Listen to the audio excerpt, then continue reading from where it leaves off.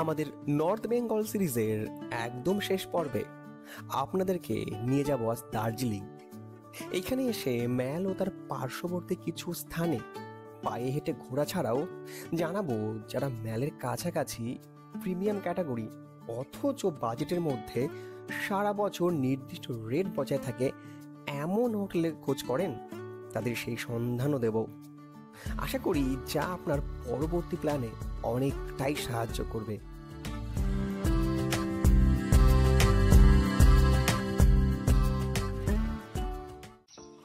আগের পর্বে ঠিক যেখানে শেষ করেছিলাম আজ সেখান থেকে শুরু করছি। যারা আগের পর্ব দেখেননি তাদের বলে রাখি, আমরা ছিলাম দাওয়াই পানিতে। সেখানে একদিন কাটিয়ে আজ আমরা চলেছি পাশেই 21 কিলোমিটার দূরে অবস্থিত দার্জিলিং শহরে। আমি ডেসক্রিপশানে সেই পর্বের লিঙ্ক দিয়ে রাখব। যদি সরাসরি কেউ গাড়ি রিজার্ভ করেন তবে সিজন বুঝে 4 সিটার গাড়ি ভাড়া হতে পারে 2 থেকে 3,000 টাকা মতন দাওয়াইপানি থেকে দার্জিলিং যেতে। যদিও আমরা জোর বাংলো পর্যন্ত 800 টাকা দিয়ে রিজার্ভ করি, তারপর সেখান থেকে মাথা পিছু 35 টাকা দিয়ে রওনা হই দার্জিলিংয়ের উদ্দেশ্যে। সর্বমোট 1 ঘন্টার রাস্তা। তবে শেয়ার গাড়িটাও আমরা এক প্রকার রিজার্ভই করেছিলাম, কারণ তখনও অবধি কোনো প্যাসেঞ্জার না থাকাতে আমরা সমস্ত প্যাসেঞ্জারের ভাড়া 175 টাকা দিয়ে দিই। আর এই যে সেই চেনা পরিচিত বিখ্যাত দার্জিলিংয়ের জ্যাম। আর এই যে দেখতে পাচ্ছেন প্রাচীরটা, এটা কিন্তু বাতাসিয়া লুপ, আর নিচে টয় ট্রেনের লাইন। আর ওদিকে ম্যাডাম বসে আছেন, এক্সাইটেড, বলছে আই এম সো হ্যাপি। এবার যারা এনজিপি বা শিলিগুড়ি থেকে দার্জিলিং আসবেন তারা ওই 2 স্থান থেকেই রিজার্ভ ও শেয়ার গাড়ি পাবেন এবং বাসেও আসতে পারেন। সময় লাগবে 3 থেকে 3.5 ঘন্টা মতন। রিজার্ভ গাড়ির ভাড়া ওঠা নামা করে, যেমন অফ সিজনে ছোট গাড়ি 2,500 থেকে 3,000 টাকা ও শেয়ার গাড়ি মাথা পিছু 250 থেকে 300 টাকা মতন। এছাড়াও বাসে করে মাথা পিছু 105 টাকার বিনিময়ে আসতে পারেন। আমরা প্রথমে হাঁটতে হাঁটতে এসেছিলাম ভানু ভবনে, তাই তো? আর এইখানেই কিন্তু আপাতত যত সমস্ত ম্যালের যে মার্কেটটা ছিল, কেনাকাটা মহাকাল মার্কেট যেটা ছিল, সেটা কিন্তু এখানে এসে শিফট হয়েছে। কিন্তু এখন বাজে মাত্র সকাল 8:10। এটা সকাল 10টার সময় খুলে, যার জন্য ভেতরটা যেতে পারলাম না, আপনাদের দেখাতে পারলাম না। দার্জিলিংকে পায়ে হেঁটে ঘুরবো, তার সঙ্গে আরো অনেক কিছু কিন্তু আছে, সঙ্গে থাকুন। ভানু ভবনের সামনেই কিন্তু রয়েছে সেন্ট অ্যান্ড্রু চার্চ। আর এই যেটা চলে গেল রাস্তাটা, এই রাস্তা হলো ম্যালের দিকে। যদি হাতে আমাদের মতন সময় কম থাকে, সেক্ষেত্রে কিন্তু সব সময় যে দূরে দূরে সাইট সিইং করতে হবে তার কোনো কারণ নেই, বা সময় কম বলে নয়। আমাদের যাদের আর কি ধরুন মোটামুটি সবই দেখা আছে, সাইট সিইং করা আছে, তারা শুধুমাত্র দার্জিলিংয়ে এই ভালোবাসি টানে আমরা আসি, তারা কিন্তু আমরা এইভাবে একটু পায়ে হেঁটেও কিন্তু ঘুরতে পারি। যদিও পায়ে হেঁটে কিন্তু ভানু ভবনের সাইডটা আমি আসিনি, এই চার্চের সাইডটা আসিনি, এটা কিন্তু প্রথম এলাম।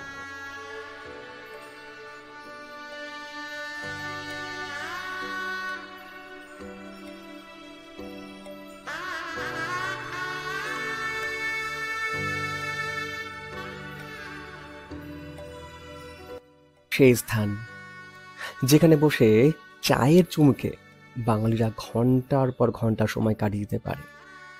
দার্জিলিং ম্যাল, বাঙালির আবেগ ভালোবাসা সব জড়িয়ে এখানে।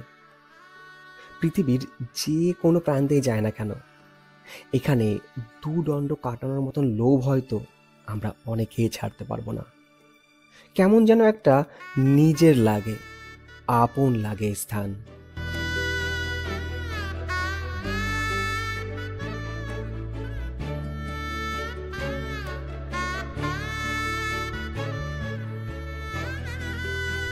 আমরা এখানে এসে এই যে মূর্তিটা দেখি, আমরা অনেকেই জানি যে এটা কে, কিন্তু আমরা কিছুক্ষণের সাথে জানি না যে ইনি কে অ্যাকচুয়ালি। ইনি হলেন ভানুভক্ত আচার্য।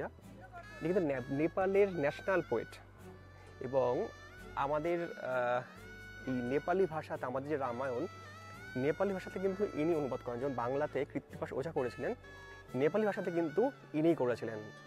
এই যে ম্যালের যে সৌন্দর্য, এখানটায় পেছনে এই অডিটোরিয়াম, এই যে সকালবেলার এখানটায় পায়রা উড়ে যাচ্ছে, ঘোড়া চলছে, আহা, এই সৌন্দর্যটা মনে হয় কোনোদিন বাঙালির কাছে আর পূর্ণ হবে না। এবার ম্যাল রোড ধরে কেভেন ট্রায়ার্সের দিকে হাঁটতে শুরু করলাম। ব্রেকফাস্ট করব আর তার সঙ্গে আপনাদেরকে একটা স্ট্যান্ডার্ড হোটেলের খোঁজ দেব। এরকম ফাঁকা ম্যাল কতদিন পর দেখছো বলো?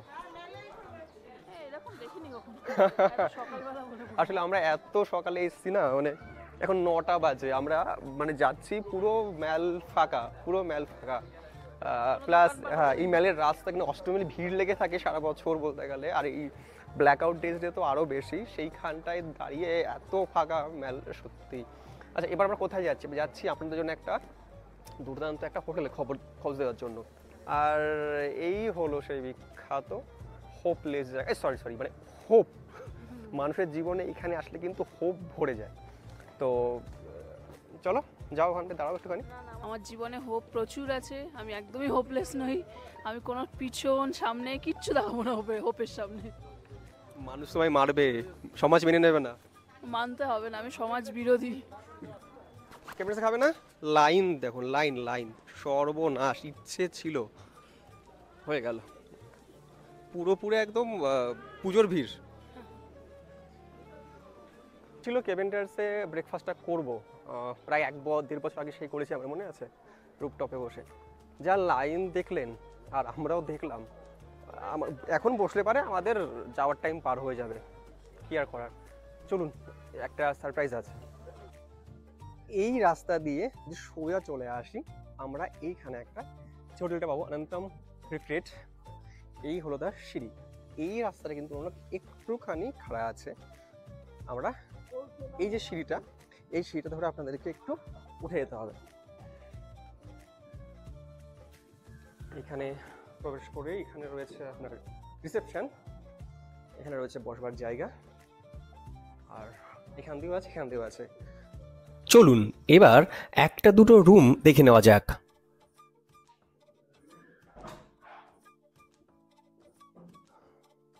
আচ্ছা, এই হলো একটি রুম, ডবল বেড তো নাকি? আচ্ছা, এটা ডবল বেডরুম। আর এটা কিন্তু সিটি ভিউ, মানে এখান থেকে কিন্তু আপনি হিল ভিউ পাবেন না। এখানে রয়েছে একটা ব্যালকনি, এখানে দাঁড়িয়ে কিন্তু এই দিকটা থেকে এই সিটি ভিউটা কিন্তু ফলে পাবেন। ওই দূরে একটু পাহাড় দেখা যাচ্ছে, কিন্তু এটা কিন্তু মাউন্টেন ভিউ বললে ভুল হবে। ব্যালকনিটা খুব সুন্দর, রুমটা অসাধারণ নিট অ্যান্ড ক্লিন। এখানে দুজন খুব ভালো থাকতে পারে, বাচ্চাও সঙ্গে থাকতে পারে। এখানে একটা আয়না রয়েছে, এখানে দুটো চেয়ার রয়েছে, চাইলে পর্দাটা টেনে দেবেন। আর যা রয়েছে, এখানে একটা টিভি রয়েছে, এখানে কাভার্ড রয়েছে। আচ্ছা, বাহ, এখানে আপনার টাওয়েল কম্বল সব দেওয়া আছে, এখানে জামাকাপড় রাখতে পারেন চাইলে। এখানে একটা ওয়েস্টবিন রয়েছে, ড্রয়ার, টিভি, অনেক বড় টিভি কিন্তু এটা। এখানে ড্রয়ার রয়েছে, ইলেকট্রিক কেটেল রয়েছে। আর যেটা আছে সেটা হচ্ছে টোটালটা কিন্তু আপনার ইন্টেরিয়রটা মানে এই ক্লাস। এটা হচ্ছে ওয়াশরুম ইটসেলফ কিন্তু একটা সুন্দর একটা জায়গা, কারণ এখানে দেখুন পুরো ওয়েস্টার্ন কমোড, বালতি, গিজার, ওপরে শাওয়ার রয়েছে, একদম সুন্দর। এখানটায় রয়েছে আপনার বেসিন, আয়না, আর এখানটায় আপনার জামা কাপড় টাওয়াল রাখবার জন্য।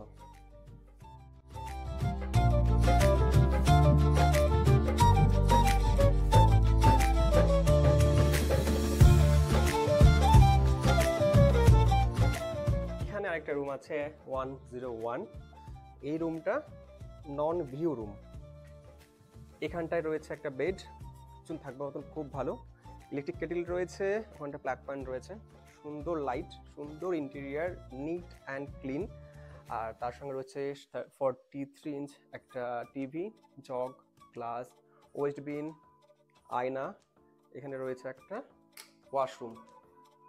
ওয়াশরুমে ওয়েস্টার্ন কমোড, এখানটায় রয়েছে গিজার, আর রয়েছে ওখানে একটা ওয়েস্টবিন মতন।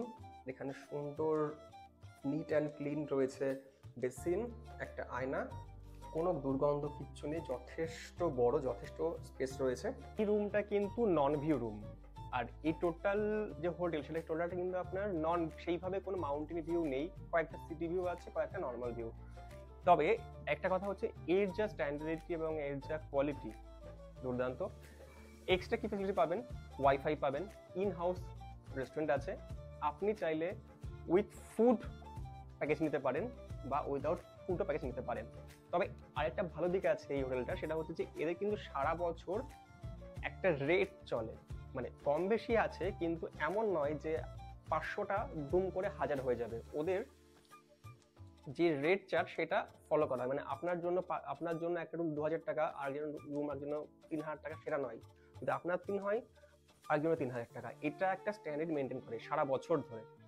তো আমি রুম ট্যারিফ যেটা, সেটা আমি ডেসক্রিপশানে দিয়ে দেবো, এবং যার মাধ্যমে কন্ট্যাক্ট করতে পারবেন সেটাও আমি নিচে দিয়ে দেবো।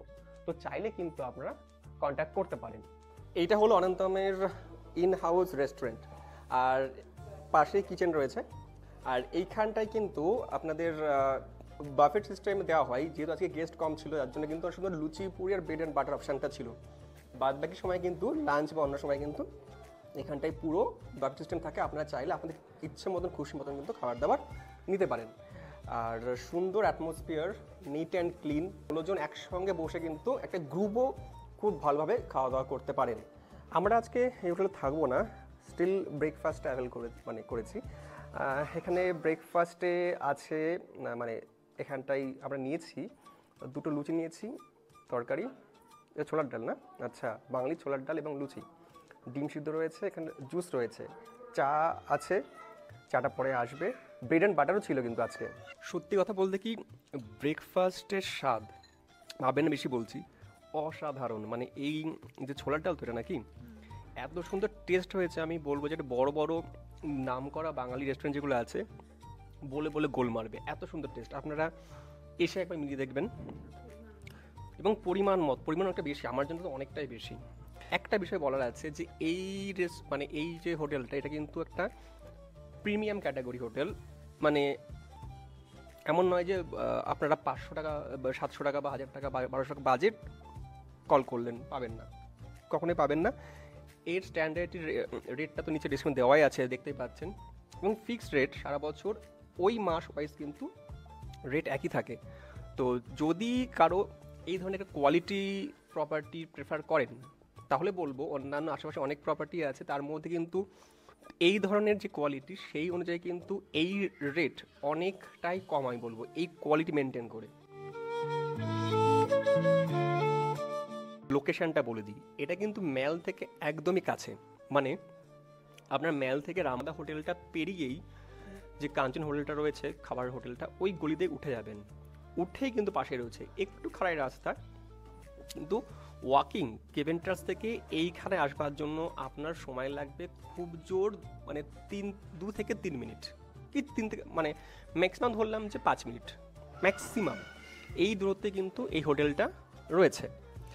এবং হোটেলের নাম দেখতে পাচ্ছেন স্ক্রিনে, আর ডেসক্রিপশনে আমি দিয়ে দেবো এর ট্যারিফ এবং এর সমস্ত যে কন্ট্যাক্ট ডিটেলস সব দেওয়া থাকবে, চাইলে কিন্তু অবশ্যই কন্ট্যাক্ট করতে পারেন।